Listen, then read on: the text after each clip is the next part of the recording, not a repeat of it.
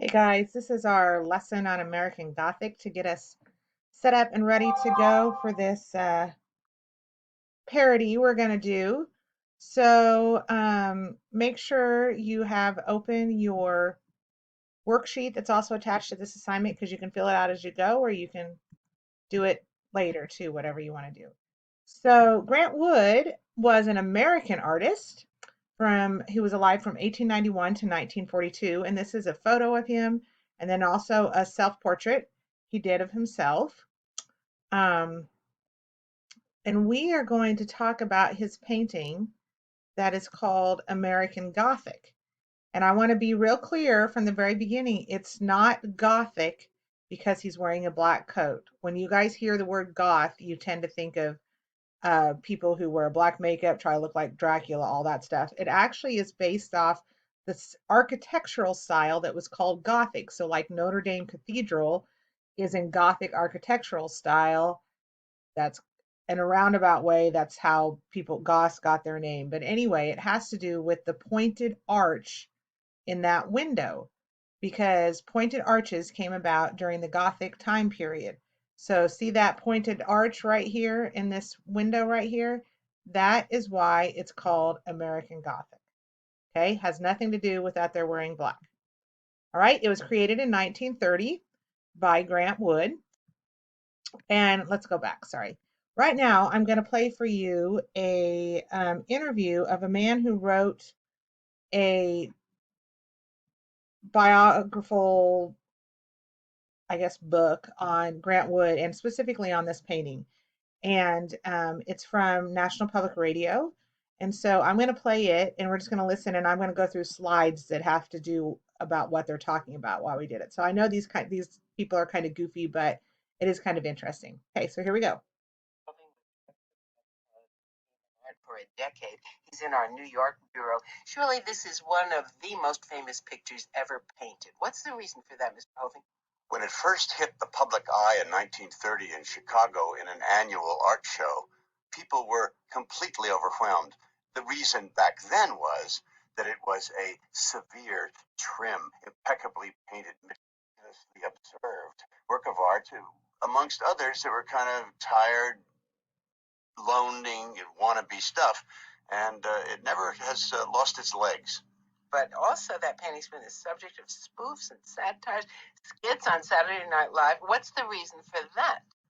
The spoofing started with Meredith Willson's fantastically gorgeous Music Man. The curtain comes up, and there you see the man and the wife in Little River City looking exactly like the painting. Right. And people burst into laughter and applause, and then it became fair game.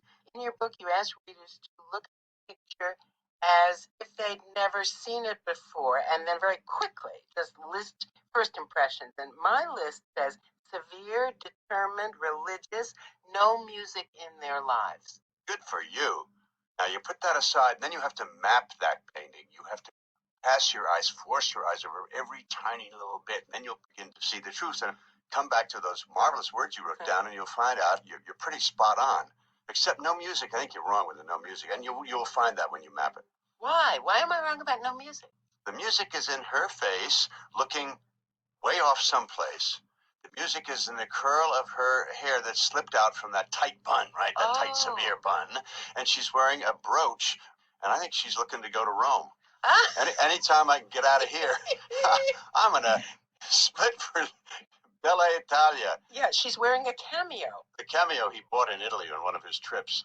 Actually, it's an anomaly now that you mention it, and now that I'm looking at that cameo, it feels as if it doesn't belong because of the severity of the rest of it. Is it severe or is it just, I mean, you look at his face and you're absolutely not sure whether he's about to scowl further or he's not scowling, he's just looking neutral or smile. The guy was, in real life, Grant Wood's dentist. He had a series of gum problems and he was in a chair for hours. And he fell in love with Byron McKeeby's long, oval, Gothic face.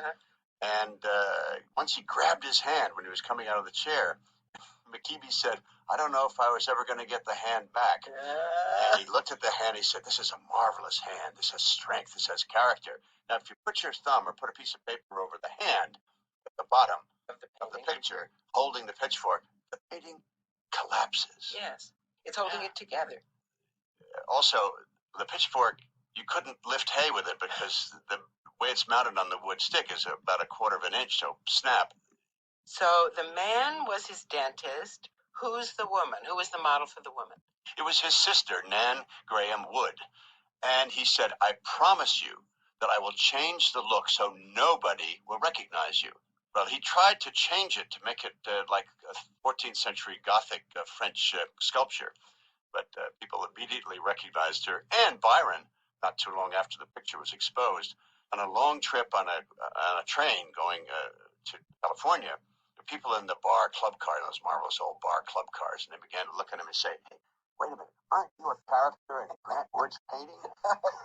So much for disguise. Yeah.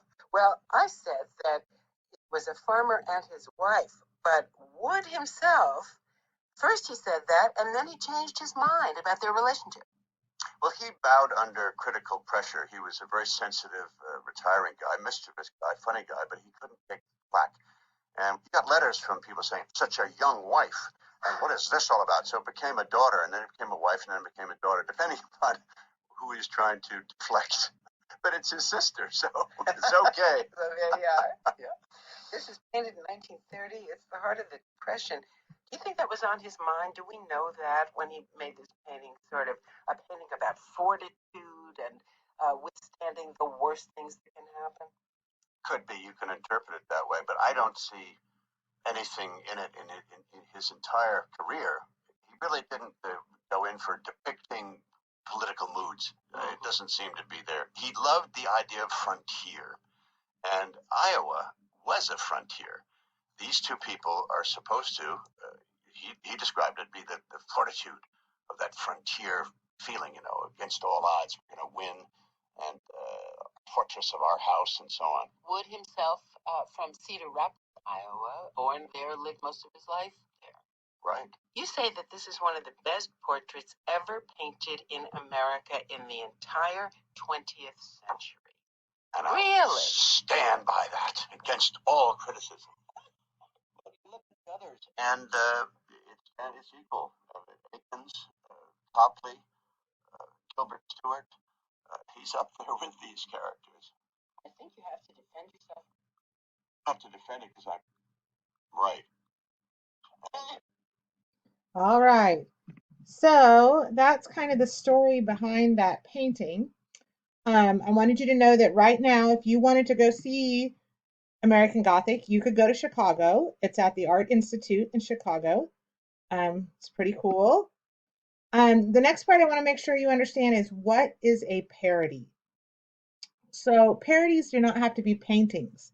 A lot of times you see parodies in movies and in songs. So an example of movies is Spaceballs, which is basically making fun of Star Trek and Star Wars type movies. Weird Al Yankovic, if you've heard of him, he parodies popular songs all the time. When I was a kid, he parodied Michael Jackson's Beat It with a song called Eat It. And we sang that in school for a Mayfate one year. So that's a parody. Currently, you'll see all kinds of parodies on YouTube of people remaking songs with words that have to do with the coronavirus or words that have to do with washing your hands or whatever. That's what it is. So it's kind of a remake of a famous piece of work that could be a movie, a song, an artwork for the sake of comedy, kind of to have fun with it. Okay, is the idea. Artists create parodies, and one of the most parodied works is American Gothic. Now, there's another one that's parodied a lot. Can you guess what it is? Mona Lisa. That's the big one. Okay, Mona Lisa and American Gothic are probably the two most painted parodies. So here's a few examples of some parodies. So I want you to notice that the characters that they've replaced the man and the woman with, they are related to something together. Okay. There is enough of the original painting there so you know what it is. So like there the pitchfork's there or something like the pitchfork. It's a man and a woman. A lot of times the background's still the old house, or if the background isn't the old house, the people's clothes are the same. There's enough in the parody that you can tell what they're making fun of. Okay? So this is Wonder Woman and Superman, obviously, And then the one on the other side is Finding Nemo. Okay. Here's a couple more. This is the Kermit and Miss Piggy. Okay. The other one is not famous people. It's just a parody of it for Christmas time. Okay. So they changed them to Christmas clothes. They're wearing their ugly Christmas sweaters and there's lights on the house. Okay. And then this last one was one that was used for a movie. They made a parody of it to make a box for a movie cover. So, your deal is to make a parody of American Gothic. So we're not going to start on that today, but I do want you to start thinking of what your parody is going to be of. Who are going to be your people in your parody? How are you going to make fun and make this funny? So that'll be your assignment tomorrow to find those pieces and start putting them in there. But today, you just need to get the worksheet done based on all this content about American Gothic, and then you need to turn that in today. Okay, let me know if you have questions. Talk to you soon. Bye.